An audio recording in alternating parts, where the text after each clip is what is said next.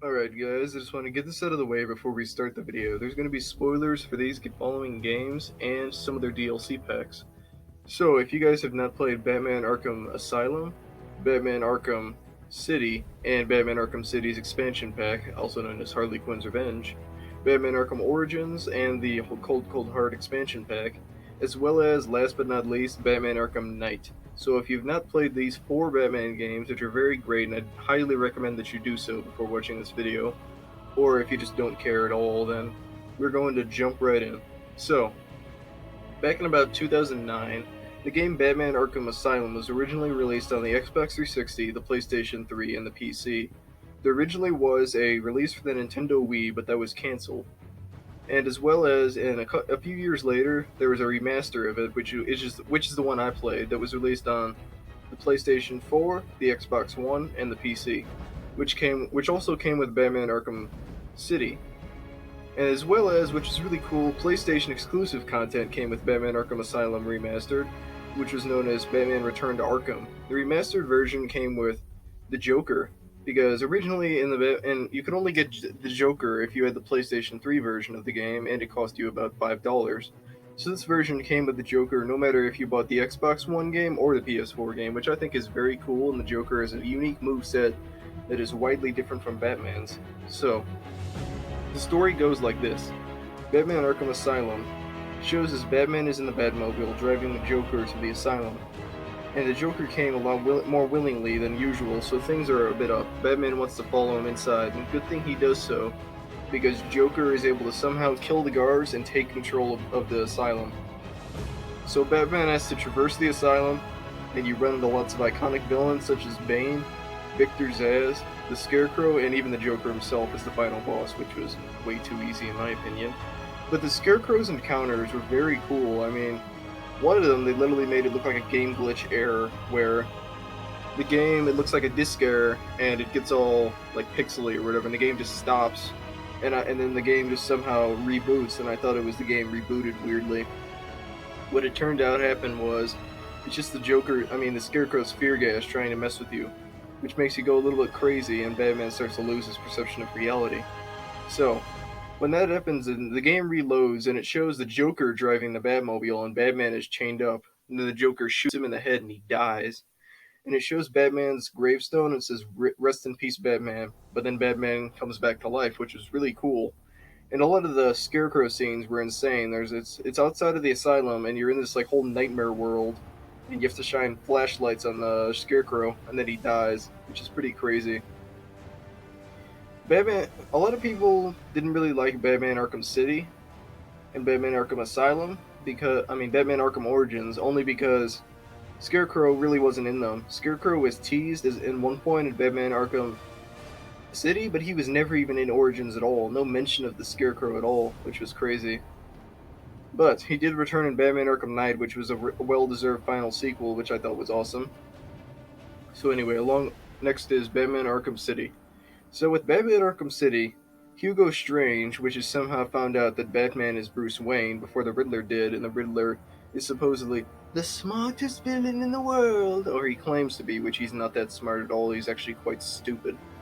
He is able to find out who Batman is before anyone else does. So then he locks half of Gotham City inside of a prison unit, which is basically just a big prison of half the city.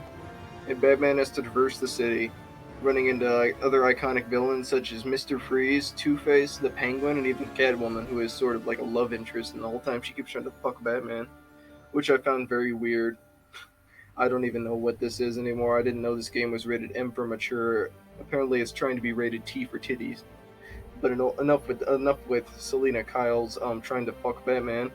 So with that game, I thought it was very good.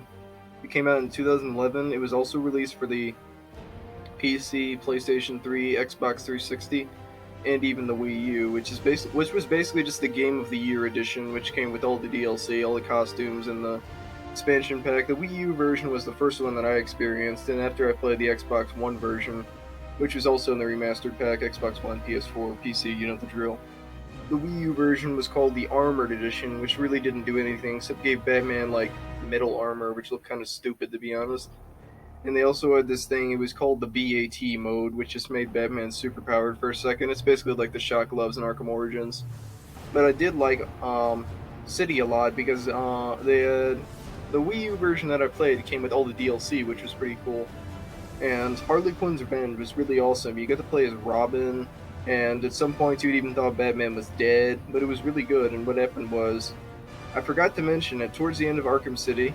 Here's where comes the major spoilers for Arkham City. So if you still want to keep watching, and then go ahead, I'll give you 5 seconds. 1, 2, 3, 4, 5. Here comes the major spoilers for Arkham City. After Joker what he had done in Batman Arkham Asylum, he had injected this super serum called the Titan drug into him, and it given him a form of cancer, sort of, where it had made his skin start to decay. And then he injected his blood into Batman as well. So some point in the game, the Clayface actually takes Joker's place and forms into a new Joker, and everybody doesn't understand. They're all like, "What happened to Joker? Why is he fine?" And it turns out that in that game, the Joker tries to get the serum away from Batman because he gets it. He works with Mr. Freeze to manufacture a cure. The Mr. Freeze boss fight is really cool. Like, it's one of those fights like, oh, you tried doing this once and you can't do it again. It's a great fight. I really love that fight a lot. And what happened with Joker was, Batman drinks half of the cure, and he was about to give it to Joker, but then Joker stabbed him and he dropped the cure. And so then Joker was slowly passing away, and Batman says, "Do you want to know what's really funny? After all you've done, I still would have given you the cure." And then Joker goes, "That really is funny." And then he dies with a smile on his face, plastered on his face, which I thought was crazy, though. And I can't believe that in the Batman Arkham universe, the Joker is dead. He's never coming back, which I thought was crazy. So then after Batman's Arkham City, the events of that, after only a few weeks later, is when Harley Quinn's Revenge DLC comes in. And that starts off with Robin, where he finds Batman's utility belt and thinks that Batman's dead. And then it shows a few weeks earlier where Batman is able to save some cops, and then he gets gassed or such. So then Robin has to go through Harley Quinn's bunker and saves Batman. And at one point you think Batman almost dies, but he doesn't, which is pretty crazy. So now on to Batman Arkham Origins. The Joker is back in this game because Batman Arkham Origins is a prequel, and Batman was not voiced by Kevin Conroy, who, if you didn't know, he was the Batman in the animated series, as well as he voiced Batman in Batman Arkham Asylum, and he voiced Batman in Arkham Asylum and Arkham City, as well as Arkham Knight. And the Joker voiced by Mark Hamill in those two games, who also voiced the Joker in the animated series. So with that, Batman and Joker's actors were not in this game. Batman Arkham Origins, there was Troy Baker, who played both of them, I think. I don't remember. But that game was also released in, I think, 2013, which it was released on the Wii U, the Xbox 360, the PlayStation 3, and the PC. The Wii U version didn't do anything at all, didn't even add any of the DLC. It was literally just another platform to play the game on if you're too poor for an Xbox. I'm not trying to flex and be like, "I'm rich, yeah!" I'm just saying. I just think it's funny, and I mean, you can play on the gamepad. Yee! It's stupid. But Batman Arkham Origins, it takes place after about Batman's second year of being Batman, and he's more of a bit crazy and hasn't really come across his no-killing ways. He still will never kill anybody, but he's a bit more damaged and stuff by that. I mean, he's a lot more violent, and he's like beating criminals way worse, and you encounter a lot of different criminals that were not around yet. Like, the Riddler was in the game, but he wasn't even called the Riddler yet. He was called the Enigma, and I think that's pretty cool. Also, Catwoman wasn't in the game yet. Two-Face was not there. The Joker was there, but Batman is trying to find out who the Joker is and all that stuff, because he's come across like the craziest psychopath or whatever, as well as the Black Mask, who's in the game, who actually just turns out to be Joker the whole time. Big freaking shock. Eee. But I just think it's kind of funny, though, because I missed the Joker after playing Arkham City. I was like, oh my god, the Joker passed away. What the heck? That's crazy. But then the people over the games are like, oh no, we killed the Joker. Press the undo button. Press the undo button. There we go. Now the Joker's not dead. Whee! But I still think it was a great game that they added that, and people thought it was like, oh, prequel, and they didn't understand. They're like, I want to see Scarecrow again. Yay! Which is pretty funny as well. And there was also some the Deadly League of Assassins, who it's Christmas Eve, and they all have and the Joker put a $50 million bounty on Batman's head. Whoever can kill Batman first gets $50 million, which I thought was pretty cool because this was the first game that didn't have just New Game Plus as a thing. I forgot to mention in Batman Arkham Asylum they had easy difficulty, normal difficulty, and hard difficulty. Hard difficulty basically when a character punches you, blue lines will appear above their head for a regular punch. Yellow lines mean that a knife is about to hit you, and red lines mean that you can't do anything. And you just have to get out of the way. So in hard mode that takes away the blue lines, and you just have to know when they're gonna hit you. As well as Batman Arkham City, which added New Game Plus, which was the same thing, and then Batman Arkham Origins added something different. You beat the normal base game, you unlock New Game Plus. You beat New Game Plus, you unlock I Am the Night mode, which is permadeath mode, which I have beaten, and it was very difficult. What it is basically, if you die once, you have to go all the way back to the start of the game, no matter what. So I couldn't die at all. There were so many times when I just had to press the restart button because I was about to die.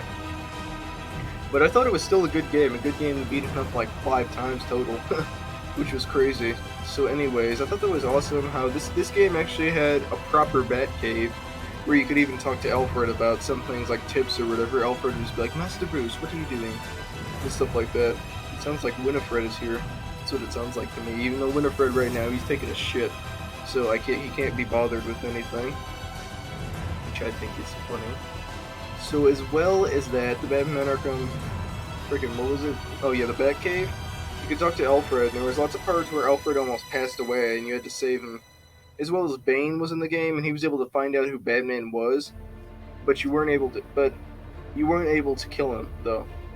I mean, what happened was he was planning on killing Batman, and there was a thing that was attached to Joker that said either you have to kill Bane so that Joker doesn't die, or you have to kill Joker so that Bane doesn't die. So what Batman ended up doing was he killed Bane temporarily, and he was in cardiac arrest. And Batman was able to use the Electrocutioner's shock gloves to bring him back to life and jumpstart his heart. So after he did that, Bane injected himself with TN1, making one of the craziest final boss battles of the game, where you had to defeat a crazy Bane, and there was some point you had to sneak up on him, ride on his back, and push him into an electrical fence, which I just thought was awesome. And even though people didn't really like Batman Arkham Origins, I still think it's a very underrated game, and it's a good one that deserves some play. It even had an online mode, which I thought was pretty awesome. Except there were like 8-year-olds yelling into the mic, but I mean, you expect that with just about every game, ranging from Call of Duty to Grand Theft Auto 5 as well, which is funny. Alright, finally here's Batman Arkham Knight, which is my personal favorite, released on the Xbox One, the PS4, and the PC back in June of 2015. I had played the Xbox One version, just for reference. All these versions are on Xbox, except Arkham City and Origins, which are Wii U, which is kind of gay. But as well as that, the Wii U is very underpowered. Arkham Knight was the best game in the series. It took the longest to beat. It took me about 40 hours to beat the whole base game. It didn't even take me 40 hours to beat the game 3 times in Batman Arkham Origins. Batman Arkham Asylum, it took me about 10 hours to beat. Batman Arkham City took me about 9 hours to beat. Batman Arkham Origins was about 7.5 hours to beat. And Batman Arkham Knight was about 40 hours to beat just the whole entire base game, which I think is a good enough game. What I say is I think 7 hours is too short for a game. 30 to 40 hours is just right enough, and then 100 or more hours, which 70 to 100 hours is too long to beat a game, is what I think, in my opinion. If a game is like Skyrim, which is over 100, it took me over 100 hours to beat the whole base game, it's just too long for me. So anyway, enough about Skyrim, even though how great it is, and with all the memes alongside it. Batman Arkham Asylum, fuck, what did I mean? Batman Arkham Knight. I'm not cutting this part out. I don't even care. Batman Arkham Knight. This revolves around the Scarecrow, which is very awesome. And at one point, the Joker even comes back. It's just a hallucination, but damn, I missed the Joker. And the first time the Joker appeared on the screen, and he goes, "Miss me, Batman?" I literally like dropped my controller. I was like, "Oh shit, Taki mushrooms." The Joker just appeared, and it's basically like a random sidekick that you can't punch in the face. I thought that was cool because Batman Arkham Asylum and Batman Arkham Knight sort of took more of a horror element, of the game, where it was like the Scarecrow scenes were pretty crazy and just stuff that would, and a lot of stuff that would even rival Resident Evil, which I thought was pretty awesome. Resident Evil is a scary game that I've played before, maybe Silent Hill style-esque, but I still think it's pretty cool how you're able to fight a bunch of villains, and this time it was in Gotham City, and you were even to drive the Batmobile. That was awesome. Like, it was so cool. It was basically like a bat tank and stuff, which you were able to run people over, and they wouldn't die. They would just get shocked like 50,000 volts. I mean, in Batman Arkham Origins, you were able to fast travel using the Bat Jet, but you could never control it. It was just a simple like MP4 movie of Batman driving through the snow, right, flying through the snow for 10 seconds. But I just thought that was awesome. You could actually control the Batmobile, and it was even able to go really fast and stuff. It was awesome. I really love controlling the Batmobile, and that's why I think that Batman Arkham Knight is the best game in the series. And I think on Metacritic it should have scored 100. I don't know what it got on Metacritic, but I think it was something like 95 or 80 or 89 or something like that. That's why I think Batman Arkham Knight is probably one of my favorite in the series. And also, when you're able to capture a villain, you're actually able to drive to Gotham City Police Department and drop them off. And it was pretty cool. You could even talk to them too. Which I thought was kind of ironic was, no, not really ironic. Here's also where major spoilers come in. Since this is the last game, they decided to have Batman die. He didn't really die. I think he blew up Wayne Manor, but I think he faked his death. Because what happened was Scarecrow had revealed Batman's identity to the entirety of Gotham City, so now everybody knows that Batman is Bruce Wayne.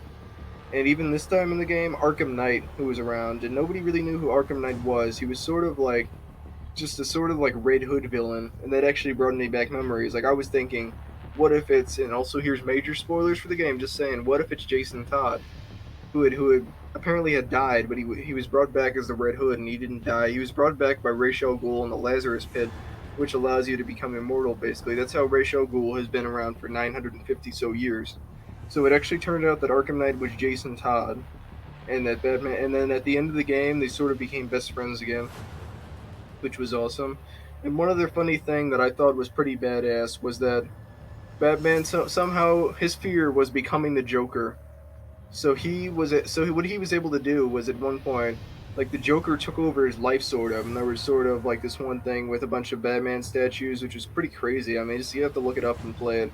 But that game really had no final boss, just a dramatic climax to it at the end. And also with Batman Arkham Knight, the Scarecrow was just like pumping fear toxin through the whole game and trying to kill everybody. I just thought it was a pretty crazy game. Like, if you like horror elements and stuff, then I definitely recommend you play Batman Arkham Knight more than I recommend you play Resident Evil or worse, Care Bears Extravaganza, which is that's the scariest game I've ever played. But anyway, along with that, one of the greatest things was that Batman was somehow able to get into his own mind and push Joker away from his mind. And at one point, the Scarecrow had injected Batman with the fear toxin, and then Batman looks Scarecrow dead in the eyes and he says, "I'm not afraid, Crane," which is Scarecrow's real name, Jonathan Crane. He says that, and then he goes like, "How could anyone resist my fear toxin?" And then Batman grabs his needles and injects them into Jonathan Crane, and you won't believe what Jonathan Crane is afraid of. He's afraid of bats, which I think is hilarious. So then Jonathan Crane, he gets terrified, and then he's just locked up in Gotham City, the police department forever, and he's just shaking, scared like a little puppy dog. Which I just think it's the Batman Arkham games are very great. And no, I'm not going to be talking about Batman Arkham VR because that's not really a mainline game. That's sort of a spin-off, and I don't have a PS4. As well as I won't be talking about Batman Arkham Blackgate because that's on the 3DS. Even though I do have a 3DS, I just think there's more of a home console platform and stuff. Because and I've heard that game wasn't even good anyway. So anyway, I hope you guys enjoyed my review of all 4 of the Batman Arkham games. Hope you have a very good day, and I'll see you soon.